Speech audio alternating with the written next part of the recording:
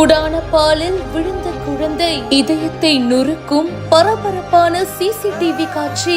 ஆந்திரா அனந்தபுரம் மாவட்டம் புக்கராய சமுத்திரம் மண்டலத்துல இருக்கிற டாக்டர் அம்பேத்கர் பெண்கள் உண்டு உறைவிட பள்ளி இருக்கு. ஆதரவற்ற சிறுமிகளுக்கு இலவச கல்வி, உணவு மற்றும் தங்குமிடம் அரசு சார்பில் கொடுக்கப்படுது. இந்த பள்ளியில அதே கிராமத்தை சேர்ந்த கிருஷ்ணவேணி அப்படின்றவங்க சமையலரா வேலை பண்றாங்க. கிருஷ்ணவேணி அவங்களோட குழந்தையோட பாத்தீங்கன்னா அந்த ஸ்கூல்ல வந்து தங்கிட்டு இருந்திருக்காங்க.